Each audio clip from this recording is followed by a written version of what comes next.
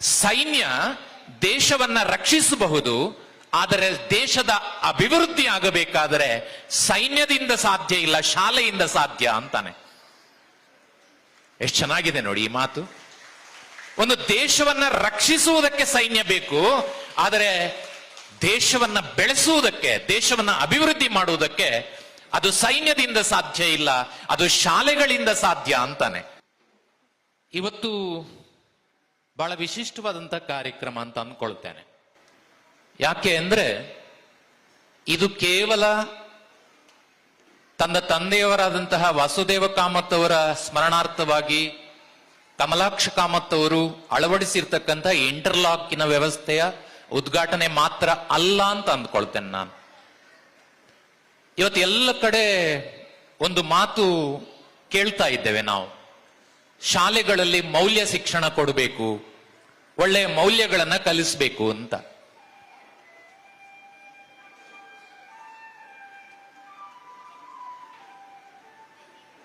ಚಂದ ಇದೆ. ಶಾಲೆಗಳಲ್ಲಿ ಕನ್ನಡ ಕಲಿಸ್ತೇವೆ, ಇಂಗ್ಲಿಷ್ ಕಲಿಸ್ತೇವೆ, ಹಿಂದಿ ಕಲಿಸ್ತೇವೆ, ಗಣಿತ ಕಲಿಸ್ತೇವೆ, ವಿಜ್ಞಾನ ಕಲಿಸ್ತೇವೆ, ಸಮಾಜ ಕಲಿಸ್ತೇವೆ.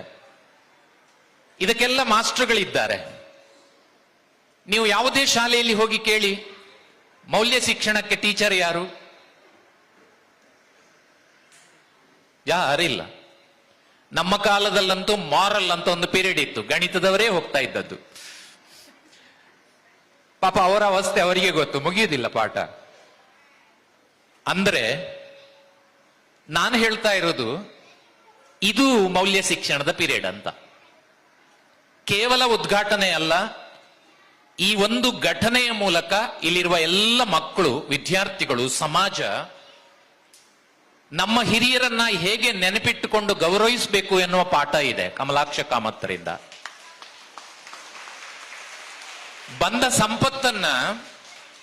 ಬಂದ ಸಂಪತ್ತನ್ನ ಹೇಗೆ ಸದ್ವಿನಿಯೋಗ ಮಾಡಬೇಕು ಎನ್ನುವ ಪಾಠ ಇದೆ. ಜೊತೆಗೆ ಶಾಲೆಯ ಶ್ರೇಷ್ಠತೆ, ಶಾಲೆಗೆ ದಾನ ಮಾಡುವುದು ಎಲ್ಲ ದಾನಕ್ಕಿಂತ ಹೆಚ್ಚು ಶ್ರೇಷ್ಠವಾದದ್ದು ಎನ್ನುವ ಪಾಠ ಇದೆ. ಮತ್ತು ಒಂದು ಸತ್ಕಾರ್ಯ ಮಾಡಿದಾಗ ಅದನ್ನ ಪ್ರೀತಿಯಿಂದ, ಋಣಪ್ರಜ್ಞೆಯಿಂದ ಗೌರವಿಸಬೇಕು ಎನ್ನುವ ಪಾಠ ಇದೆ. ಈ ತರದ 10 ಪಾಠಗಳಿರ್ತಕ್ಕಂಥ ಒಂದು ಕಾರ್ಯಕ್ರಮ ಇದು ಅಂತ ನಾನು ಭಾವಿಸ್ತೇನೆ. ಬಹಳ ಮುಖ್ಯವಾಗಿ ಒಂದು ಮಾತನ್ನ ನಾನು ನೆನಪು ಮಾಡಿಕೊಂಡೇ ಮುಂದಕ್ಕೆ ಹೋಗ್ಬೇಕು. ನಾನು ಭುವನೇಂದ್ರ ಕಾಲೇಜಿನ ವಿದ್ಯಾರ್ಥಿಯಾಗಿದ್ದಾಗ ನಿತ್ಯ ಈ ಮಾರ್ಗದಲ್ಲಿ ಓಡಾಡುವಾಗ ಈ ಶಾಲೆಯನ್ನ ನೋಡಿಕೊಂಡೇ ಬೆಳೆದವನು. ಆಗೆಲ್ಲ ತುಂಬಾ ಜನ ಹೇಳುವುದನ್ನು ಕೇಳಿದ್ದೇನೆ, ಪೆರ್ವಾಜಿ ಶಾಲೆ ಬಹಳ ಒಳ್ಳೆ ಶಾಲೆ ಅಂತ ಹೇಳುವುದನ್ನು ಕೇಳಿದ್ದೇನೆ. 40 ವರ್ಷದ ನಂತರ ಇವತ್ತು ಕೂಡ ಅದೇ ಮಾತನ್ನ ಕೇಳ್ತಾ ಇದ್ದೇನೆ. ಆದ್ದರಿಂದ ನನಗೆ ಖುಷಿ ಏನು ಅಂದ್ರೆ, ಅದು ಕೇವಲ ಒಬ್ಬ ಶಿಕ್ಷಕರ ಅಥವಾ ಶಿವರಾಮ್ ಶೆಟ್ಟರಂತಹ ಶಿಕ್ಷಕರ ಅಥವಾ ಆ ಕಾಲದ ಶಿಕ್ಷಕರ ತಾತ್ಕಾಲಿಕವಾದ